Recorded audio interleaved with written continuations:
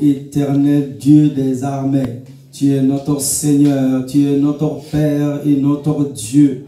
En ce matin, que la gloire et l'honneur reviennent à toi et à toi seul. Un jour, Père, il t'a plu dans la gloire, dans ta gloire, d'envoyer Jésus pour nous, nous les fils des hommes. Jésus est descendu jusqu'à nous pour manifester la gloire de Dieu par la bonne nouvelle du royaume, le miracle de la guérison et de la restauration. En ce matin, Dieu touche les cœurs et bénit richement ton peuple, et que l'honneur et la louange reviennent à toi et à toi seul. Et que quelqu'un dise Amen. Amen. Amen. Acclame encore Jésus, très fort. Acclame très fort en ce matin. Que toute la gloire et l'honneur reviennent à notre Dieu. Venez vous asseoir, peuple de Dieu. Gloire à Dieu. Amen. Voilà, donc je vous invite à prendre vos Bibles avec moi. Prenez vos Bibles, s'il vous plaît.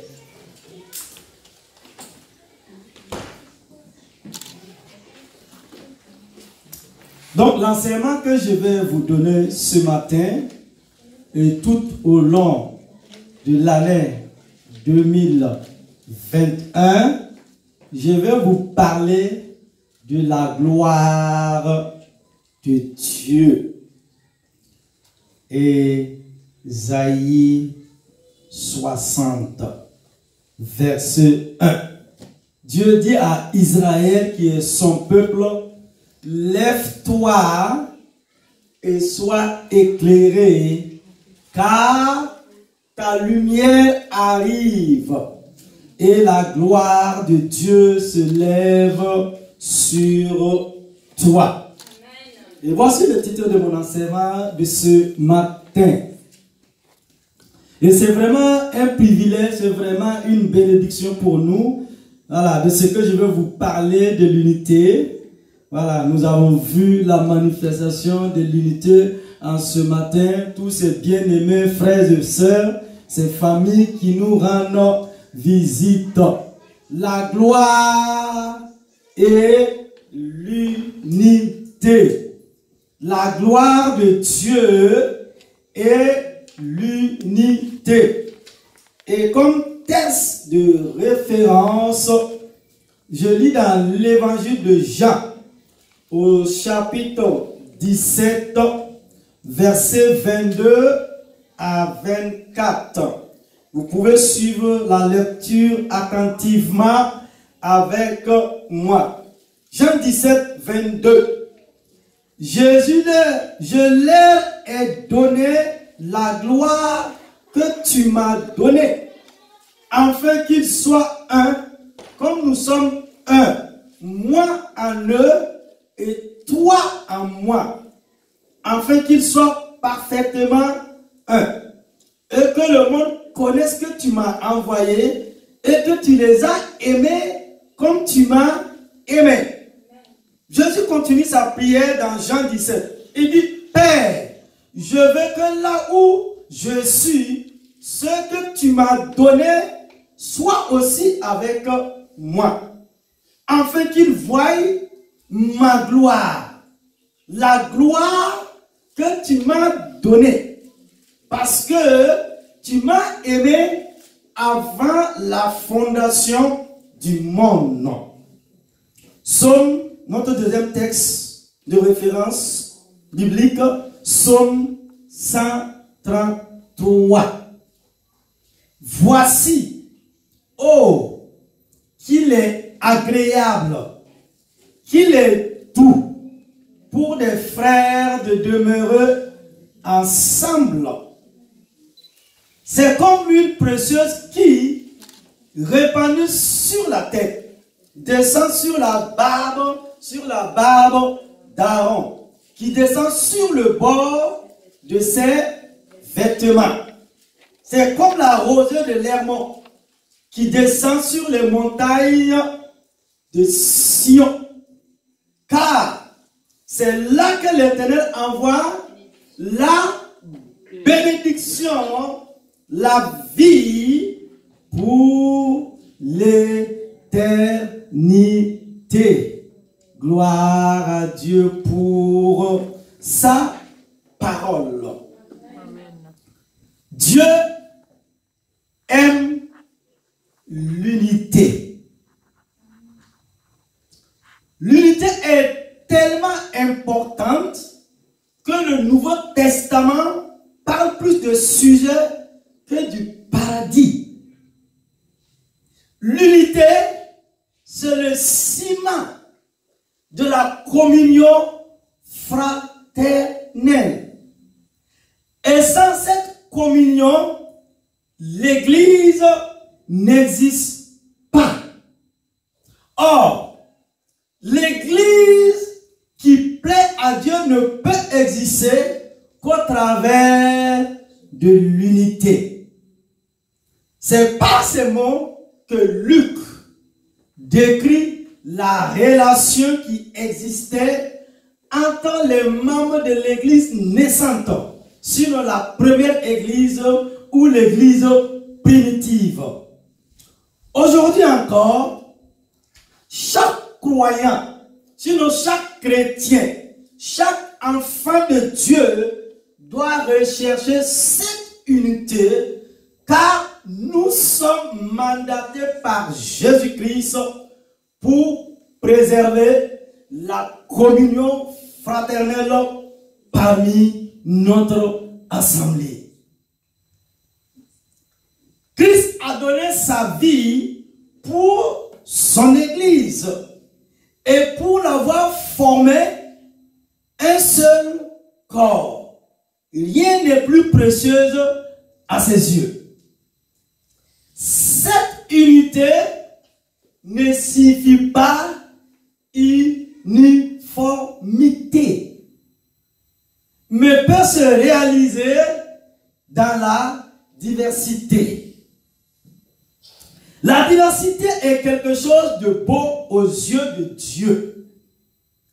Et il nous a tous créés uniques, avec des goûts bien sûr, des attentes, des désirs différents. Et nous devons respecter cette différence afin de permettre à chaque personne, à chaque identité, de s'épanouir. Cette diversité n'empêche pas l'unité de l'Église, mais la renforce. Ce que l'apôtre Paul nous dit dans 1 Corinthiens au chapitre 12, verset 20. Maintenant donc, il y a plusieurs membres et un seul corps. Nous pouvons prendre l'exemple du corps humain.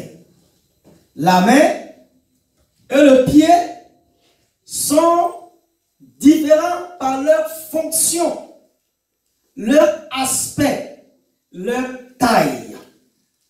Mais ils sont unis pour former un seul et même corps.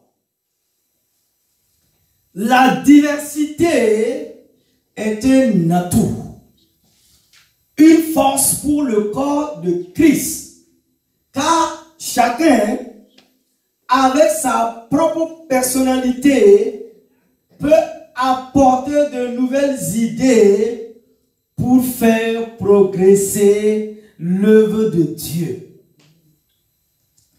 Il y a une grande puissance dans l'unité. Lorsque vous marchez et que vous foncez en accord avec votre épouse, vos pasteurs, votre patron, vos collègues et vos concitoyens, vous commencerez à voir que rien n'est impossible. Notre Seigneur Jésus nous a appelés à être, non seulement à être un peuple uni, mais à être un peuple auquel la gloire est révélée. Il nous appelle à connaître la révélation de sa gloire. Le but ultime de sa gloire est que les chrétiens, sinon les enfants de Dieu, en tout lieu deviennent un. Et que les mamans de sa famille apprennent à s'aimer les uns les autres. Ce matin, bien-aimés frères et sœurs, Église, vous qui nous écoutez à travers les réseaux sociaux, je vous propose de voir notre enseignement de la matinée en 3 points. En ce premier dimanche du mois de janvier de l'année 2021. La gloire de Dieu dans l'unité. Grand 1. Grand 1. L'importance de l'unité. Afin qu'il soit un. Ce n'est pas seulement pour eux que je prie, mais encore. Jean 17, versets 20 à 23. Notre unité a été le thème principal de la prière de Jésus. Il en a fait mention à plusieurs reprises et de plusieurs manières. Verset 21 de Jean au chapitre 17. Afin que eux aussi puissent être un en nous. Waouh! Verset 22. Qu'ils soient un comme nous sommes un.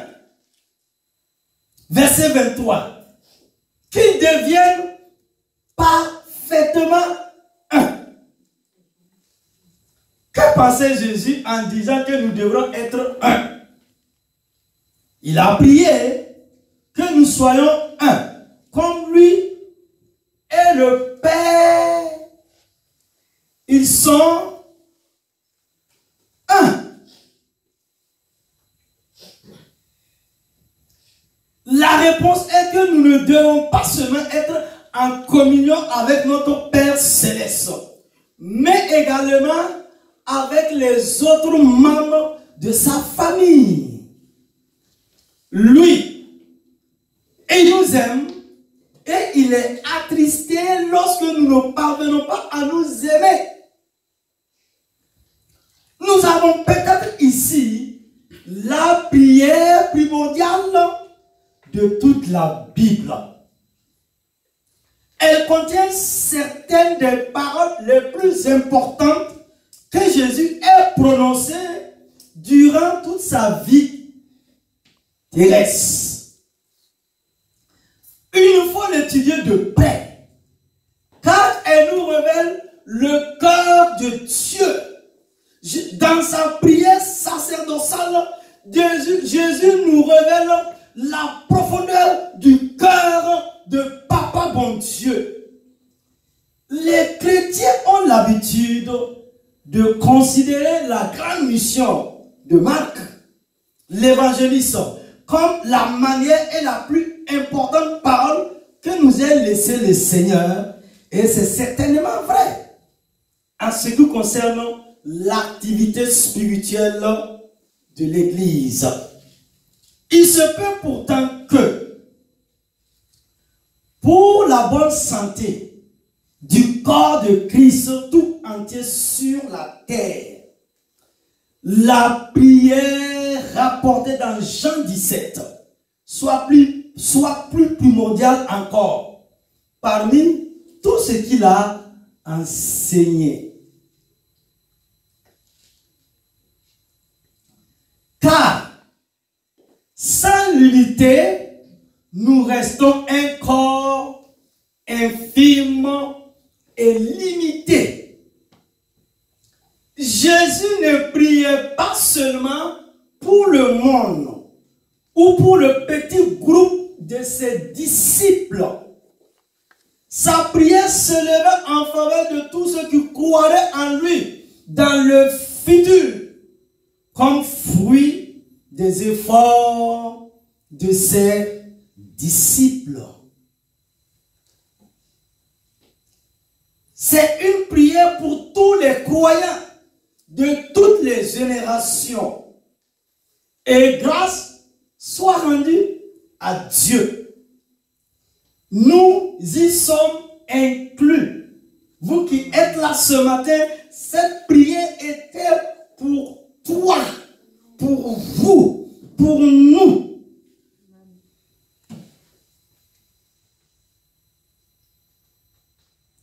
Jésus veut nous voir un, avec les autres membres de son corps. Certes, le manque d'unité n'est pas un phénomène moderne. Il existait déjà au premier siècle de l'Église et n'a jamais cessé. Je serais prêt à dire qu'il s'agit du problème majeur qui se dresse devant l'Église. Pourquoi devrons-nous nous unir? Église, je vous pose la question en ce matin. Pourquoi devrons-nous nous unir? Diront certains. Pour la cause de Jésus-Christ et parce que l'unité fait la force.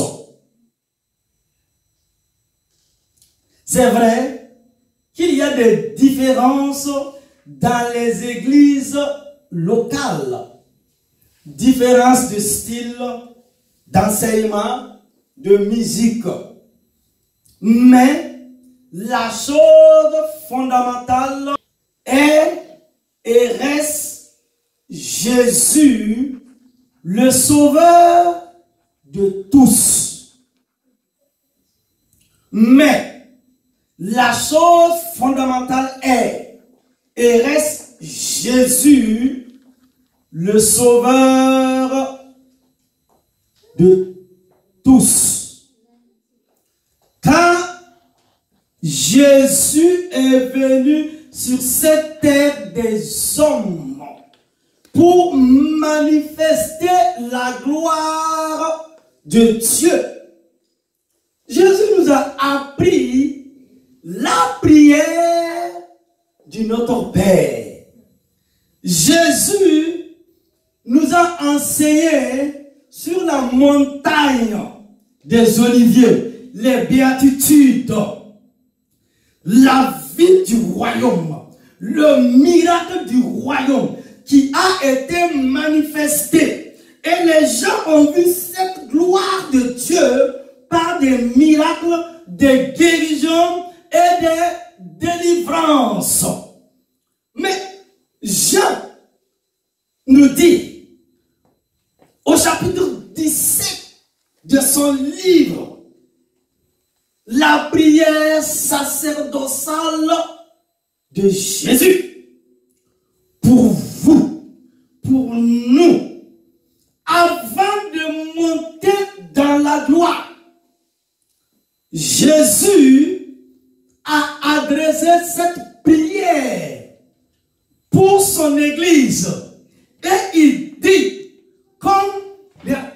nous. Première personne du pluriel. Il n'a pas dit je. Il n'a pas dit tu. Jésus a dit nous. Cela veut dire quoi?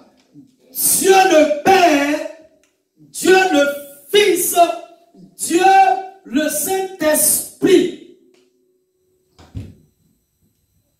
Au commencement, Dieu a parlé à l'humanité par les prophètes. Et plus tard, Dieu est descendu vers nous. Il a mangé avec les disciples. Il a marché avec eux. Et quand Jésus partait, il a dit quoi? Que votre cœur ne se trouve point. Croyez en Dieu et croyez en moi, car il est avantageux que je m'en aille.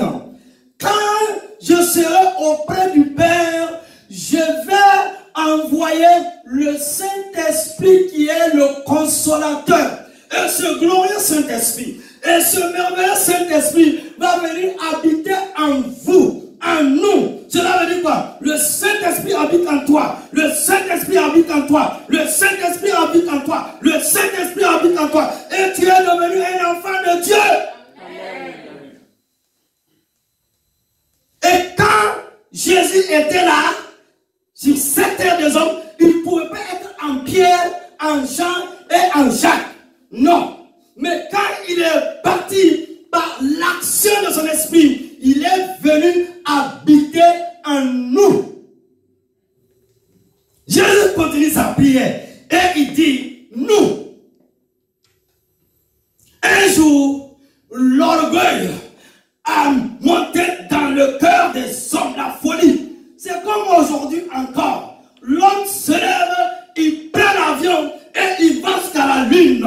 Et je me suis toujours posé la question, qu'est-ce que l'homme est allé chercher à la lune?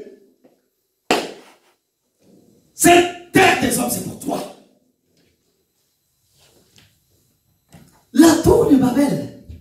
Ils ont dit, nous voulons monter. Vous voyez? Nous voulons monter jusqu'à Dieu. Nous voulons percer ce mystère. Et papa, mon Dieu, a dit quoi? Descendons. Il n'a pas dit je descends. Il a dit descendons. C'est pourquoi Jésus, il dit comme nous, on est un. Le mystère. Dieu le Père, Dieu le Fils, Dieu le Saint-Esprit. Je prie aussi pour l'Église. Je prie aussi pour les chrétiens. Je prie aussi pour les enfants de Dieu. Soyez un. Amen.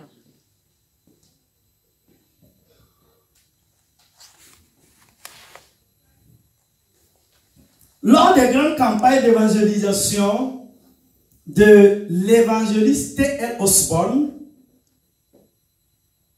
il est dans la gloire maintenant, les églises locales dans les villes et les villages se rassemblaient pour avoir une plus grande force de frappe. Ils avaient très bien compris que leur unité les rendait plus puissantes dans la grande moisson. La même chose peut être dite des grands évangélistes tels que Billy Graham et Reinhard Bonnke.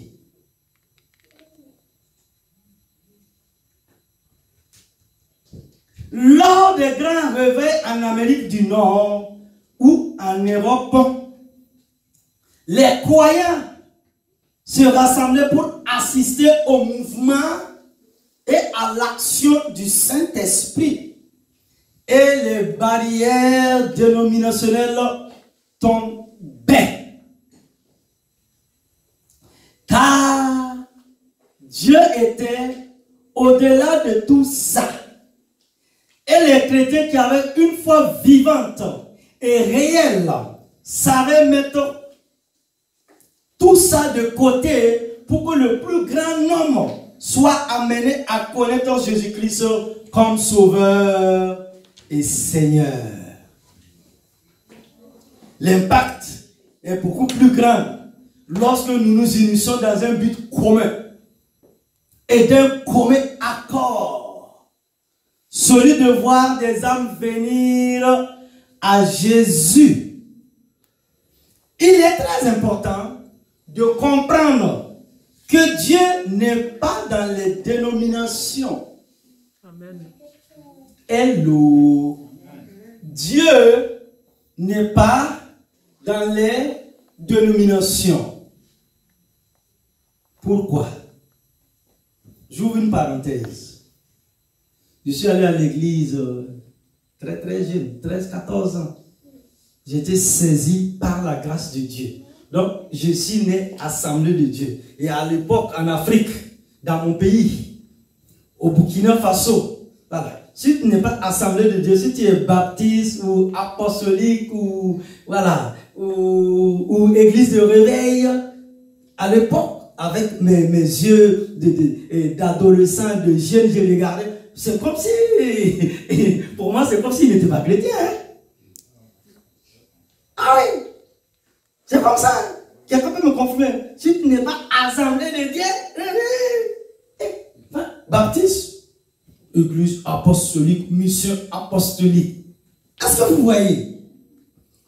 Mais au fur et à mesure qu'on grandissait et qu'on allait étudier, on a été à l'école de théologie, on a compris, nous sommes tous enfants de Dieu. Amen. Même Bible, même Jésus-Christ de Nazareth, même Saint-Esprit. Jacob, mon nom c'est Israël, lui son nom c'est Marc, et la sœur, je ne retiens pas son nom, lui c'est Matthieu, ainsi de suite. Il est l'heure que les barrières tombent et que le peuple de Dieu se lève dans l'évangélisation pour la moisson finale. Beaucoup sont fiers de dire qu'ils font partie de telle ou telle dénomination. Et je trouve cela très bien d'avoir ce sentiment d'appartenance.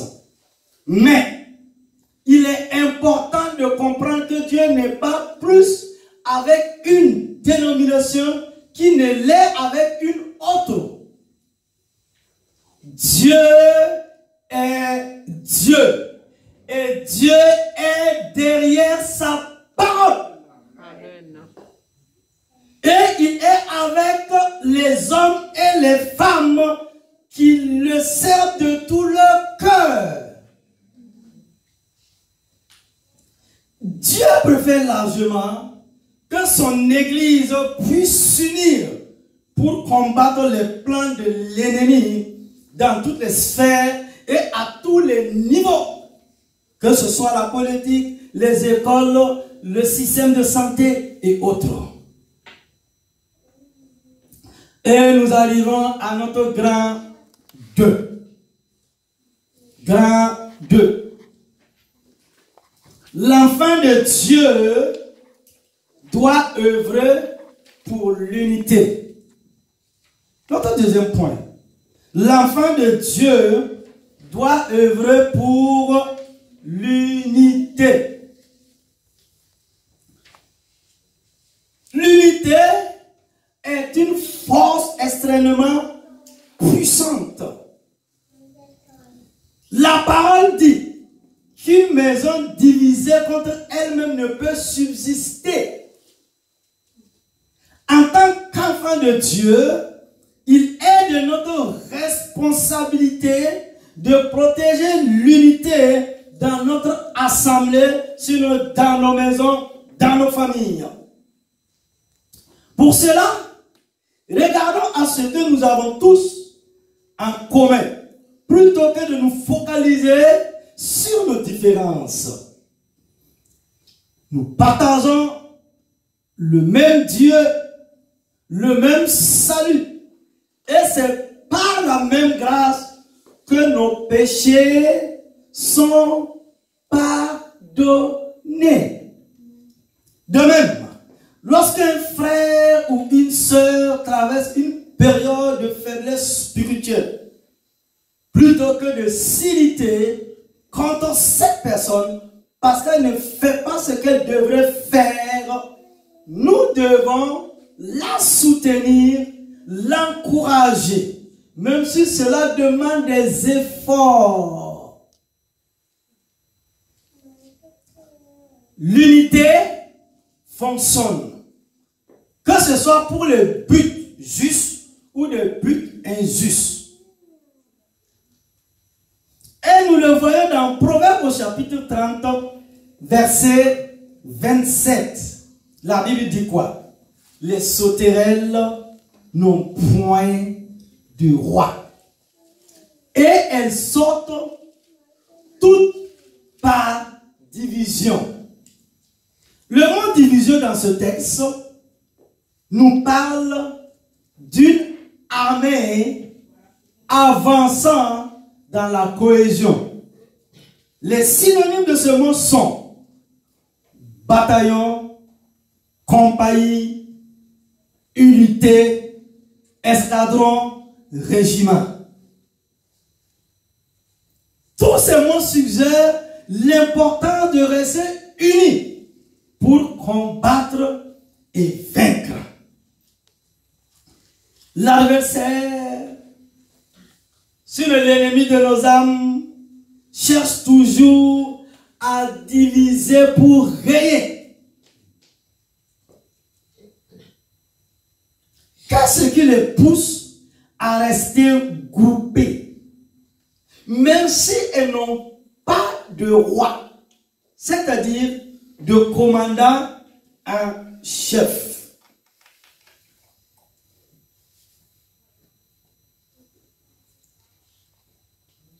L'unité transcende tous les clivages et conduit vers la victoire.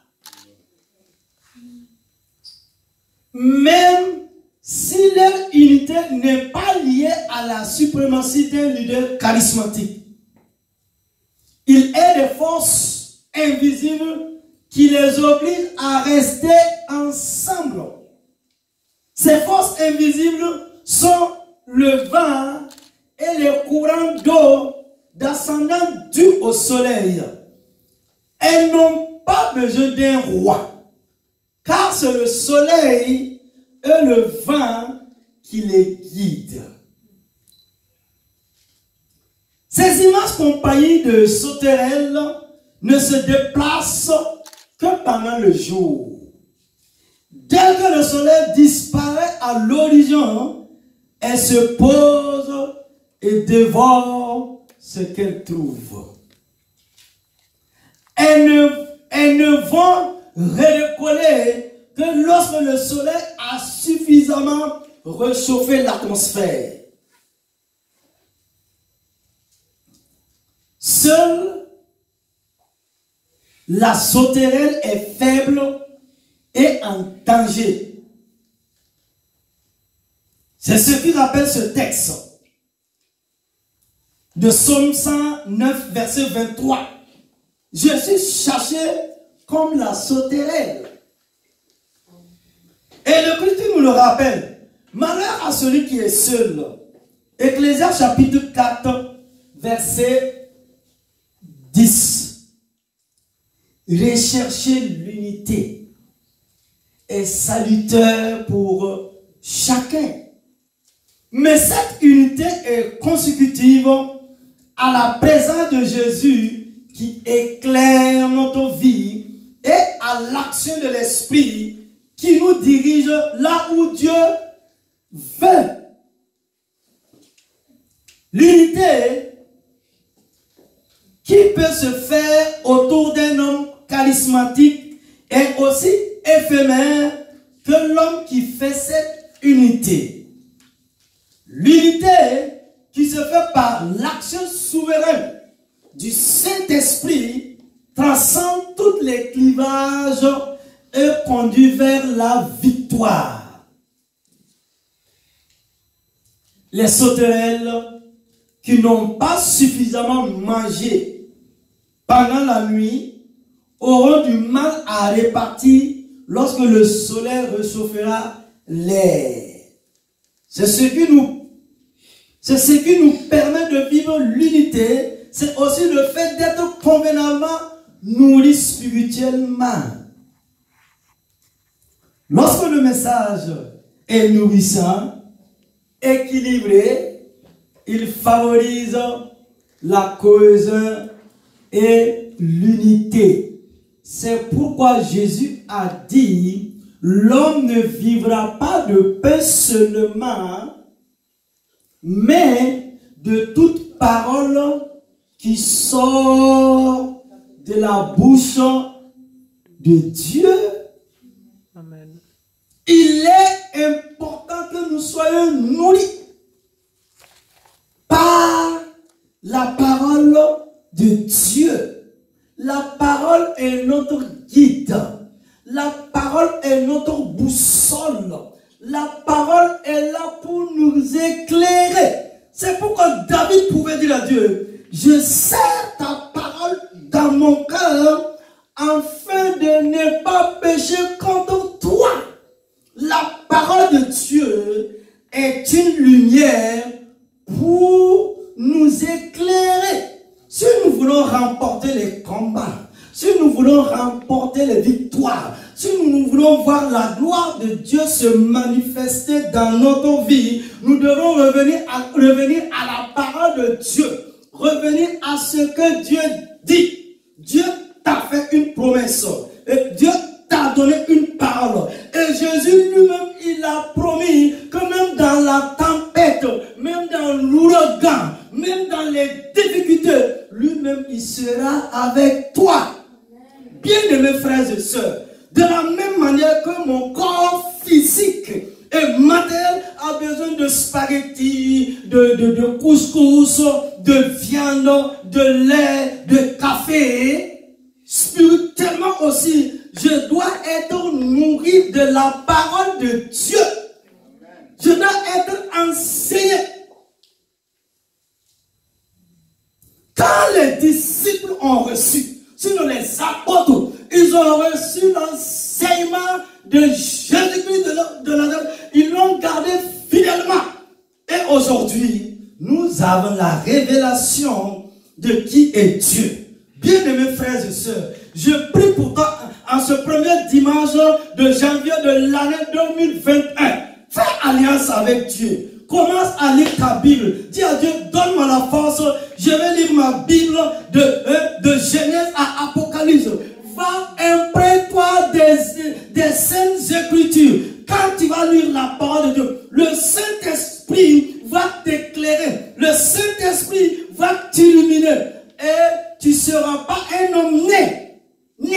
Ça veut dire petit spirituellement. Mais ton homme intérieur sera fort, robuste.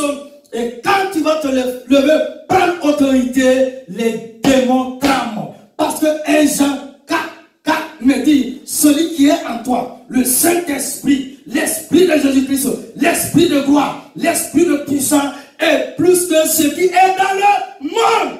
Amen. Tu es plus que vainqueur en Christ Jésus de Nazareth. Amen. Mon ami, mange la parole. Nourris-toi de la parole. Vis la parole de Dieu. Mange la parole de Dieu. Confesse la parole de Dieu. Prie la parole de Dieu.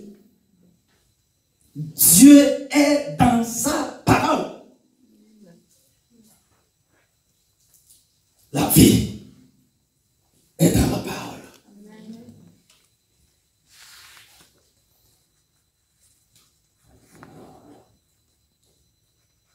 Alors qu'elles volent très près les unes des autres, les sauterelles ne se croient pas. Et même elles tourbillonnent de façon à se déplacer sur le devant de l'essai à tour de rôle. Il n'y a pas de sauterelle dominante. On peut y voir la pensée et le respect mutuel. Et l'humilité favorise l'unité. Nous savons très bien que l'Église de Jésus ne sera jamais détruite. Mais nous pouvons en tirer la leçon que si un royaume ne travaille pas efficacement ensemble, dans l'unité, et d'un seul et même esprit, les choses vont avancer beaucoup moins rapidement. Et il y aura de gros dégâts en interne. Et j'arrive à mon troisième point. La beauté de l'unité. Regardez l'église du Seigneur ce matin. Regardez cette beauté. Des hommes de tout pays, de toute nation. C'est ça la beauté de l'unité. C'est ça l'Église. La parole nous dit, dans Romains au chapitre 15, Romains au chapitre 15, verset 1 à 6. Et je vais lire l'excellente parole de la grâce de Dieu pour vous. La parole nous dit dans Romains au chapitre 15, verset 1 à 6. Notez et suivez avec moi. Nous qui sommes forts, nous avons le devoir plutôt de supporter les faibles de ceux qui ne le sont pas et de ne pas rechercher ce qui nous plaît. Verset 2. Que chacun de nous cherche à plaire à son prochain pour son bien en vue de la faire grandir dans la foi. Verset 3. En effet, Christ n'a pas recherché ce qui lui plaisait, mais comme il est écrit, les injures de ceux qui t'insultent sont tombées sur moi. Or, tout ce qui a été écrit d'avance l'a été pour notre instruction afin que, par la persévérance et par le réconfort que donnent les Écritures, nous possédons l'espérance. Verset 5, toujours dans Romains au chapitre 15. Que le Dieu de la persévérance et du réconfort vous donne de vivre en plein accord les uns avec les autres comme le veut Jésus-Christ. Verset 6.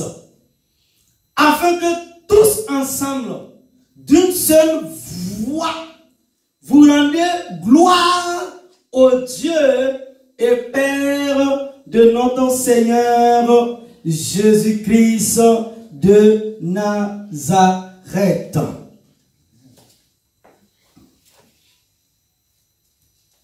Petit 1. L'unité dans la diversité est belle. C'est si beau parce que nous sommes des gens tellement différents. Nous agissons différemment. Notre apparence est différente. Nous avons des tempéraments différents aussi. Psaume 133, verset 1. Cantique de degrés de David. Voici, oh, qu'il est agréable, qu'il est doux pour des frères de demeurer ensemble. Et moi j'ajoute pour des frères et des sœurs de demeurer ensemble. Petit 2.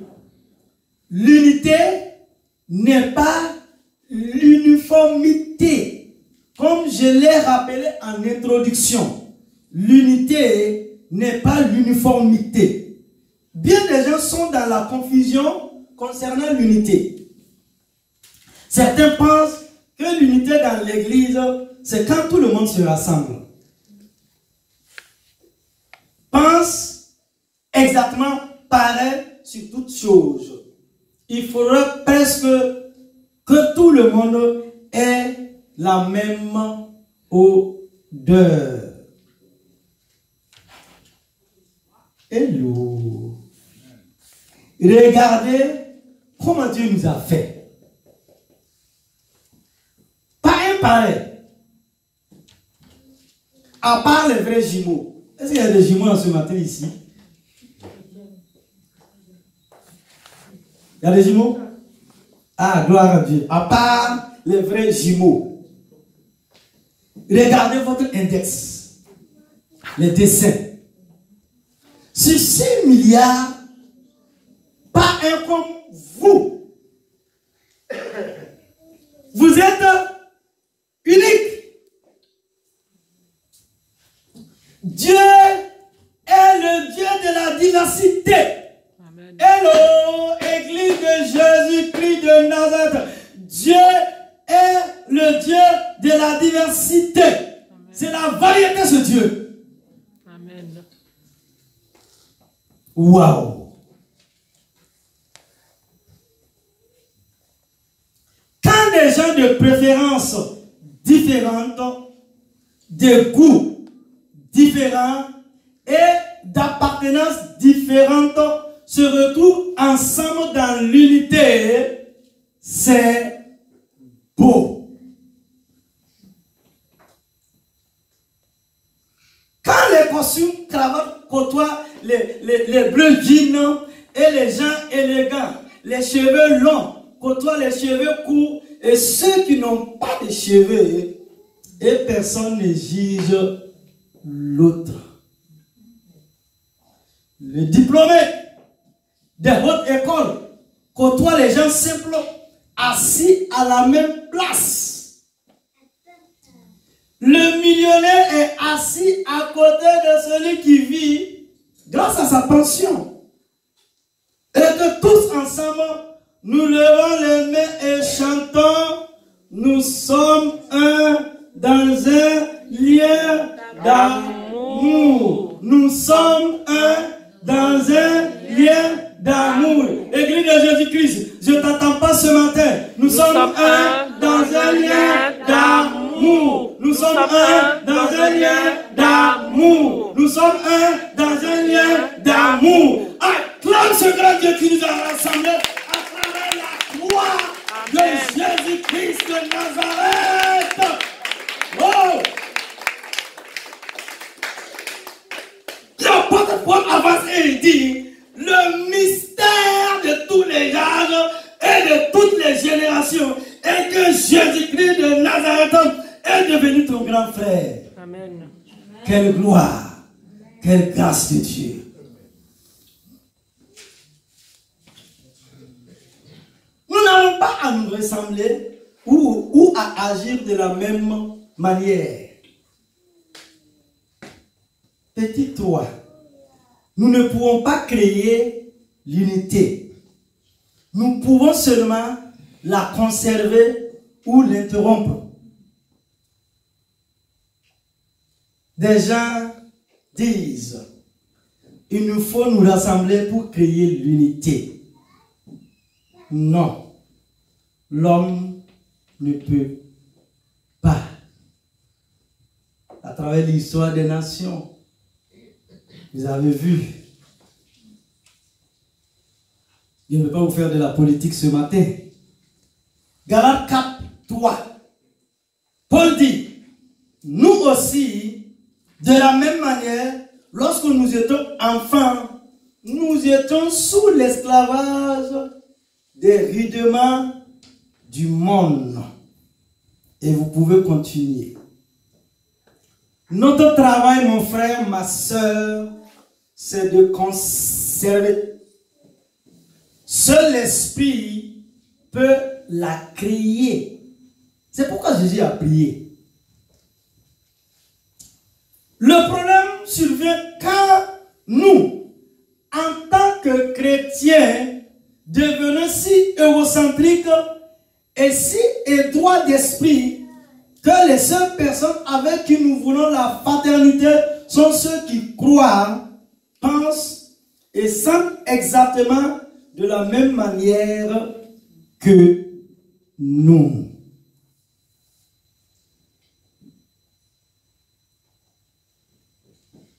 Et pour conclure, il n'est pas évident d'être un, de marcher dans l'unité. Pourtant, cela est essentiel pour que le royaume de Dieu avance. Et que, comme le disait Jésus dans sa prière, qu'un grand homme se tourne vers lui, envoyant l'amour que nous avons les uns pour les autres. Oui, l'amour est la clé, ou plus précisément, l'amour divin et surnaturel de Dieu. Devant lui, nous sommes tous égaux et avons besoin les uns les autres. Que Dieu bénisse sa parole et que quelqu'un dise Amen. Amen. Amen. Tiens-toi debout, mon frère, ma soeur. Tiens-toi debout, mon frère, ma soeur. Que Dieu bénisse sa parole en ce matin. À lui toute la gloire et l'honneur. Nous allons prier sur la base de ce que tu as entendu en ce matin. Avant que je prie pour vous, avant que je prie pour les familles, pour le nouvel an, nous allons prier. Avec une foi profonde, proclamons ensemble. Éternel mon Dieu. Éternel mon Dieu. Le plafond doit partir. Hein? On est évangélique, on est charismatique, on est pentecôtiste. Éternel mon Dieu. Éternel mon Dieu. Éternel mon Dieu. Éternel mon Dieu. Parce que l'unité transcende tous les clivages. Parce que l'unité transcende tous les clivages. Et conduit vers la victoire. Et conduit vers la victoire. Tu m'appelles à marcher et à demeurer dans l'unité. Tu m'appelles à marcher et demeurer dans l'unité. Tu m'appelles à marcher et à demeurer dans l'unité. Tu m'appelles à marcher et à demeurer dans l'unité. Avec mes frères et sœurs. Avec mes frères et sœurs. Que par l'action souveraine de ton Saint-Esprit. Que par l'action souveraine de ton Saint-Esprit. Que par l'action souveraine de ton Saint-Esprit. Que par l'action souveraine de ton Saint-Esprit. Nous demeurons unis. Nous demeurions unis. Nous demeurons unis. Nous demeurions unis. Nous demeurons unis. Nous demeurions unis. Nous voulons manifester ta gloire et l'amour. Nous voulons manifester ta gloire et l'amour. Nous voulons manifester ta gloire et l'amour. Nous voulons manifester ta gloire et l'amour. Que tu nous as laissé. Que tu nous as laissé. Que tu nous as laissé. Que tu nous as laissé. Que tu nous as laissé. Que tu nous as laissé. Au nom de Jésus. Au nom de Jésus. Au nom de Jésus. Au nom de Jésus. Au nom de Jésus. Au nom de Jésus. Élève ta voix et parle à Dieu en ce matin. Sur la base de ce que tu as entendu. Parle à Dieu. Dis à Dieu. Par ton